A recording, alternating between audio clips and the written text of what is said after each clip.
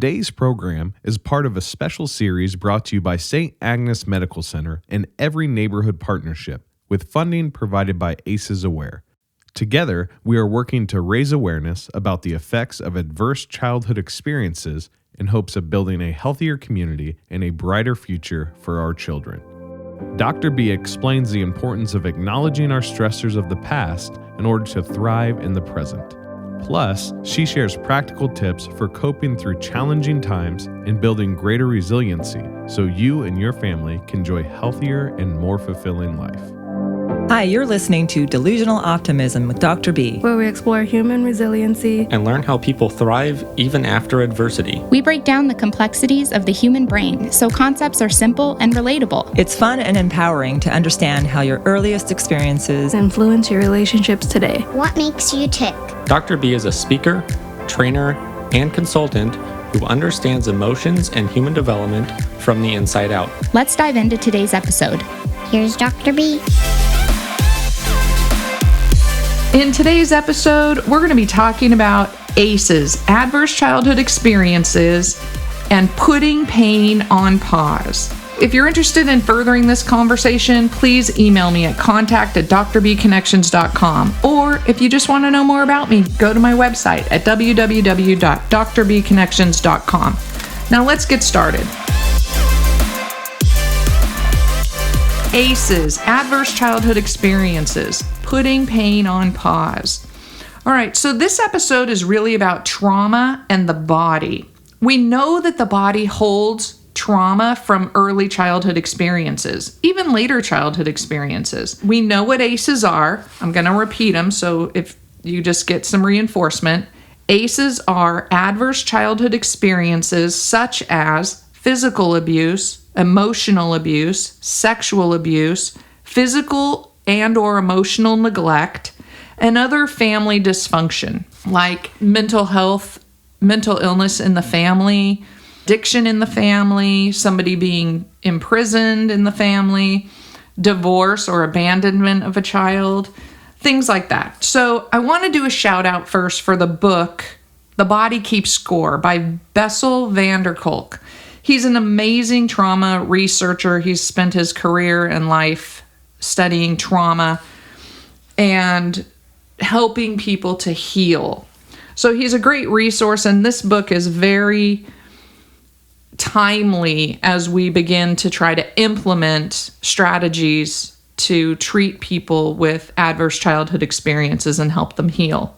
What we know from van der Kolk's work and others, in many ways, we physically manifest our unconscious trauma in our bodies and our minds. We take our unconscious traumas and we make them part of our body and our mind. So we see it physically in health and emotionally in our behavior and our thinking patterns. An example would be like, everyone's always mad at me. Okay, that could be a pattern of thinking rather than a reality. But if that's how a trauma manifested itself in the mind and the thinking pattern of a person. We do a lot of treating of symptoms in the doctor's office and the therapy office, but we often don't treat or address the root causes of these problems. So it's the root causes that if we can extinguish those, the why it happened, the what exactly happened, we can minimize the impact, and that will lead to resilience. Because when we address a problem and we support somebody in a loving relationship to heal, guess what? That builds resiliency. The biggest, most powerful protective factor is a relationship. So lots of people have trauma, but they're also highly resilient, and they overcome and adapt to their trauma and still live relatively healthy, happy lives. However, we could make that even better. We get the most bang for our buck when we focus on the beginning of life. Because when we focus on the beginning of life and we minimize or alleviate the root causes of trauma, and we support people in their development and families in raising children and communities that have healthy protective factors, then we avoid needing to treat the physical and the emotional consequences of trauma. So let's talk about it in terms of protective weight gain. Now, the medical community calls this obesity, and I can't stand that term. And it's personal. I don't know why. It always hits me because I feel like if you say that to a person who's heavy or has protective weight on their body, that it feels mean to me. And I want to change this. So I want us to think about it today together. We need to carefully examine our language that we use so that it doesn't imply blame to the person and cause even more trauma. We talk about trauma, but then we vicariously or accidentally re-traumatize people by saying over and over again, oh, you're obese, or you meet the criteria for obesity.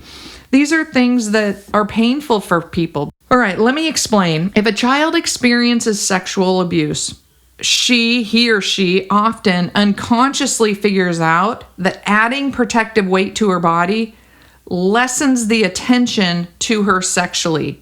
Now, sometimes in terms of a binary gender expression, a male might add weight to his body in order to be bigger and to be able to fight off a perpetrator. But in the sense of a female, quote unquote, it's often the protective weight makes them more invisible to the perpetrator in terms of sexual abuse.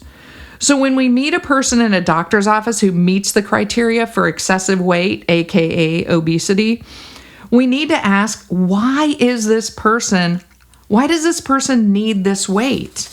If a child comes into a medical office and has excessive weight gain, we need to ask questions about ACEs. Weight gain puts pain on pause for sure. However, it also leads to many other health issues that impact the lifespan. You know, if you have excessive weight, it can lead to diabetes, it can lead to heart disease, it can lead to high blood pressure, addiction, depression, anxiety, even suicide. So it's vital that we understand that when abuse happens in childhood, the body and the brain make sense of it by creating a system that protects against the trauma. So let's think about it. Sexual abuse is happening, person puts on weight, they're more invisible, less sexual abuse happens. It becomes an unconscious message that if I'm heavier, I will be sexually abused less, and now we've created a protective system because of the trauma.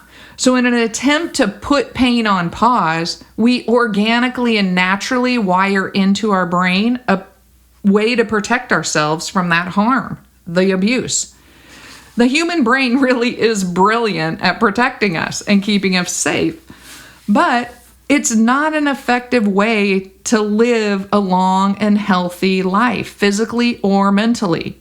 So even though our brain is really capable of keeping us safe in the moment, as a long-term strategy, that's not protective weight gain is not really a healthy long-term strategy, but that's not what the brain's working on. It's working on survival in the immediate moment.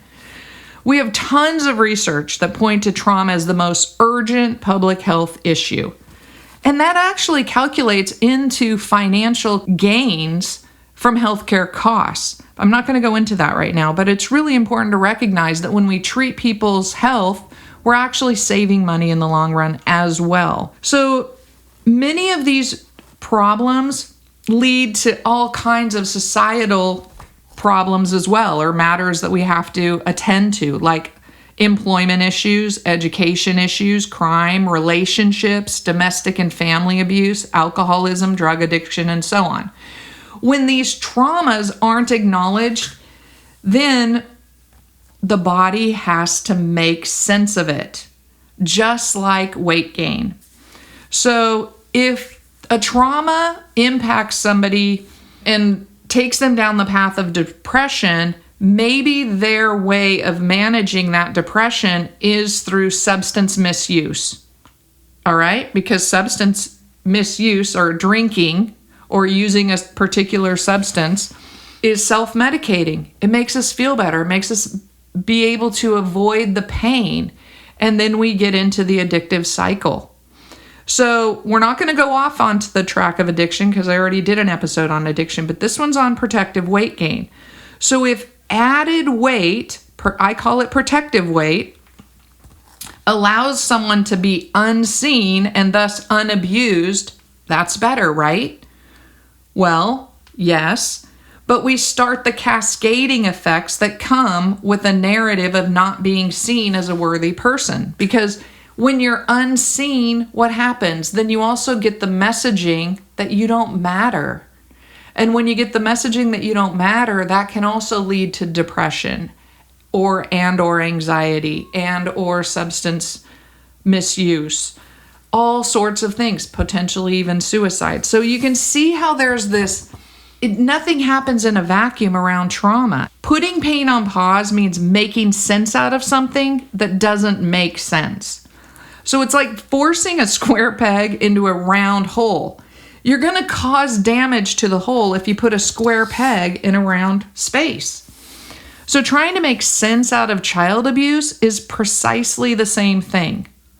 What happens, though, is that the entire body reacts by changing the stress response system. And like van der Kolk's work teaches us, he found, and he reports in his book, The Body Keeps Score, that female incest survivors have an abnormal ratio of immune cells that put them at risk for autoimmune disease. Okay, so just like we know that sexual abuse leads to protective weight gain, we also know now physiologically that female incest survivors have a risk of autoimmune disease. Somebody walks into your medical office or you meet your neighbor and they say, I have an autoimmune disease.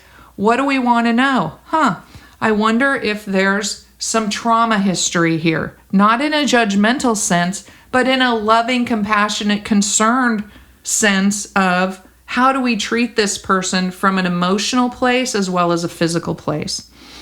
Do you see how we begin by unweaving the story of potential childhood trauma when we look at a person's medical history? This is what we're really trying to do. And I get that people are going to say, oh my gosh, like that's way too much therapy in the doctor's office. But the truth is, we have to go there, because until we go there and unravel this problem of keeping everything quiet and keeping everything within the family, we're never going to get to the resilient communities and families that we really are hoping for, and stopping these intergenerational cycles of trauma that affect all of us on a personal level as well as on a community and societal level. So let's shift over to the neuroscience, and in particular, a really personal experience from me.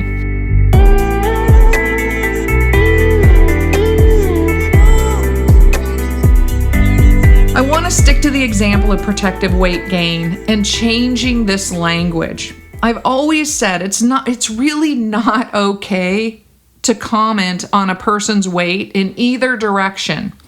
Because if you say, oh wow, you've lost so much weight, then the question or have you lost weight? The question implies, or the comment implies, that previously you, the person, thought this person was heavier or heavy, or maybe didn't look great with their weight. And so naturally, being the person who's receiving this message, grab onto the negative, because we do have sort of this negative confirmation bias thing that goes on in our head. And then that past trauma of needing to have protective weight becomes a recurrent trauma. They've probably struggled with weight loss, regaining it, losing it, and it's just a cycle that gets reprogrammed into their story. So I want to share a story. My dear, dear friend, this is probably, over 25 years ago, jumped out of her car at my house, and my son, who was about 5 at the time, ran up to her and wrapped his arms around her, and he said, "Oh, you are so," and then he says, "fat." And obviously I was horrified. And I just was like, oh my gosh, I can't believe he said that. And I didn't know what to say or what to do, even though this is a very, very close friend of mine and, personal family friend who just immediately latched onto it and said, yes, I am, more of me to love you, and da-da-da, and just took it with stride. And, I'm still standing there in shock that was the word that he chose, but he was little. 4-year-olds, 5-year-olds are just as honest as they can be, and they just say what comes to their mind. He didn't mean it in an offensive way. It was just his way of really saying, I just love all of you. So at that time, I didn't know her ACE score. This wasn't really being talked about back in the 90s like the way it is now. But we have since discussed it, and she's very, very insightful and has tons of resilience, even though she did experience trauma and her body did keep score. And she still has had a very successful life and made a huge impact on so many people in the world, including me. So what I want to say is that even though somebody has trauma or an ACE score that's high, does not mean that their life isn't valuable or important and they haven't been able to contribute. That's absolutely a wrong assumption. I wouldn't be the mom I am today or the teacher I am today without this person's friendship and compassion and really just understanding of life. So what I like to think about today as we explode with this new information around ACEs and the impact on our health, what if we could address protective weight gain right out of the gate? Well, first, what would we attack? We would attack child sexual abuse right out of the gate because we know there's a high correlation directly with that particular experience. What if we weren't afraid to step on the scale at the doctor's office because of fear, shame, and judgment, but instead said, oh my, I can see that your body is responding to trauma by adding weight to protect you from harm. What if that could be the conversation that we had in the doctor's office? Wouldn't that be amazing and totally different? Because I don't know anybody who loves to go to the doctor and step on the scale. So do you see how much more compassionate it would be? And how true would that be for most or all of us who struggle with excessive weight? I dream of this world. I have to say that for all the people that I know who carry protective weight and who've shared with me their pain of going to the doctor and having to step on the scale and then take the emotional hit that it's their fault, I would love for us to switch that up and say, oh, wow, I know that you've experienced trauma and your body's responding to it with weight. Let's address that. Let's find a way to get on that road of healing. So I know that many people avoid the doctor altogether because we use weight as a guide for health instead of looking at why someone might struggle with protective weight. We blame and shame them for meeting the criteria for quote unquote obesity. So that's my personal story about protective weight gain.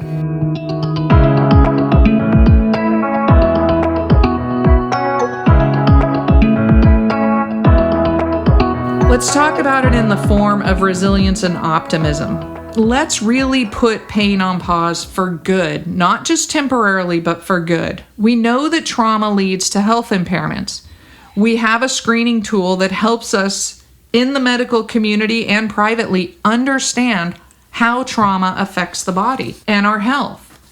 So the ability to overcome adversity starts with acknowledging the presence of trauma in the past or the present and by dealing with it physically and emotionally. Not all trauma can be undone. As van der Kolk has shown us, people have consequences from trauma. We can still treat people psychologically to understand and heal from the root causes. So what we need to do is help them integrate their story of trauma into their life story. Because that's where people get hung up with having a trauma story that isn't integrated into their life story. This is amazing and life-changing because this has become our way of stopping intergenerational trauma from being passed on. We know this. We can do this. That's why I'm so optimistic about it. We know how to build resilient people and societies. But the intergenerational topic is coming down the pike in a few episodes, so stay tuned. When we look at our health to understand our narrative, our story of our lives, we can heal by integrating the sad into the rest of the story. That's how we heal. That's how we own who we are as a whole, not in pieces and parts. So my optimism is that our medical community will start to acknowledge, and I think we already are to some degree and certainly trying to, acknowledge that protective weight gain is a medical issue, and we will begin to treat it with weight management treatment programs that include mental health support alongside physical health interventions. The original ACEs study that Felitti did was born out of a weight management program at Kaiser Permanente. The correlation was made between abuse and protective weight gain initially. And what we know is that patients who were in this weight management program lost weight, but they left the program because the weight that they lost was protective. And nobody was addressing the protectiveness of the weight. They were just addressing the weight loss. So we have a roadmap right here to resilience, and we need to start driving on that road. We know you can't lose the weight if it takes you away from your protectiveness, your protective safe zone. So that's super awesome. And let's start really thinking about that. And I'm encouraging you to change your language from quote unquote, obesity to using the word protective weight gain. All right, let's move on to some actionable takeaways. First, change the blame game.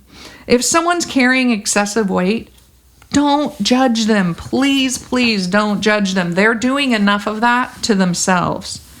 Change your own language from using obesity to using protective weight gain. Have difficult conversations. If you're a doctor, if you're an MD, have difficult conversations with your patients. If you're just a regular general population person, have difficult conversations with your friends or your family about trauma and the kind of trauma that leads to protective weight gain. Have those conversations, ask questions in a kind way, in a loving way, so you can invite them to get support with you and from you. Remember Bessel van der Kolk's words and title of his book, The Body Keeps Score. Also, allow yourself to become conscious of your body and your mind when situations activate your stress response.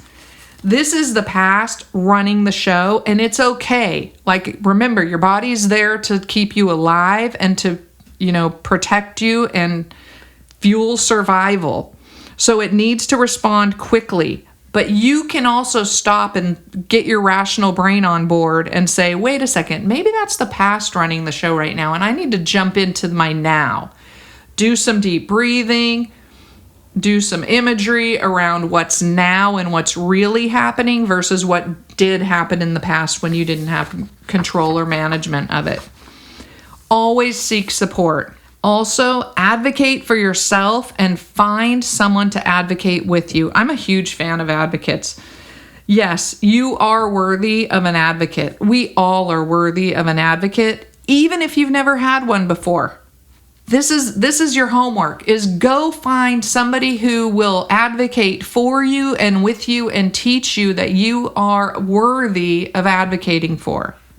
If going to the doctor's office is so painful because you have to step on the scale, it's time to either find a new doctor or to teach your physician about ACEs and ask for help.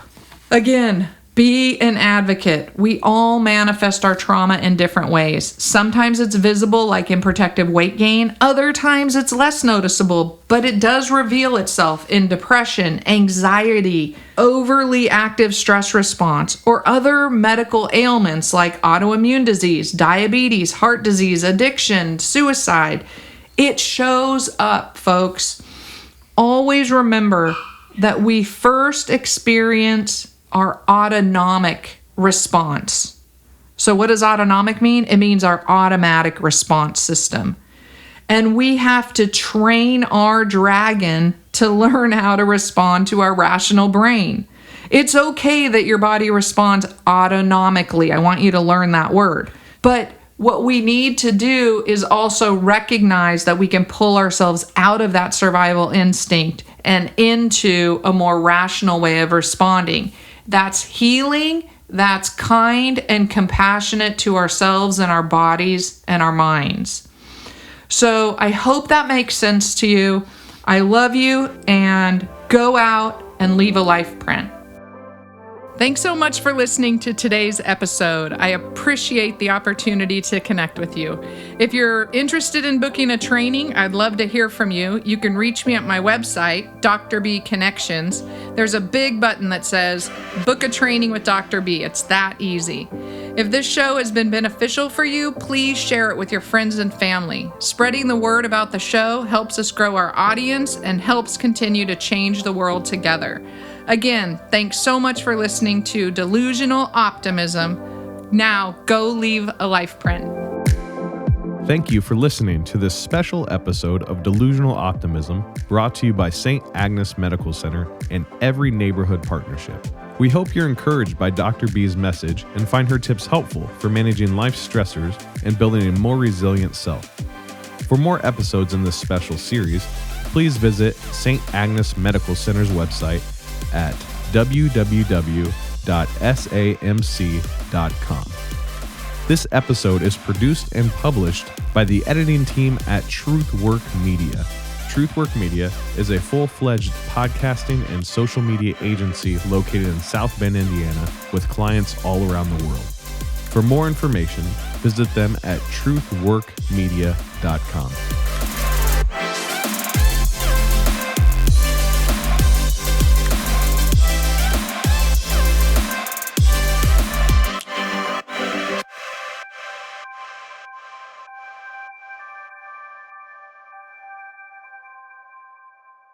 These materials and all discussions of these materials are for educational purposes only and do not constitute medical or mental health advice.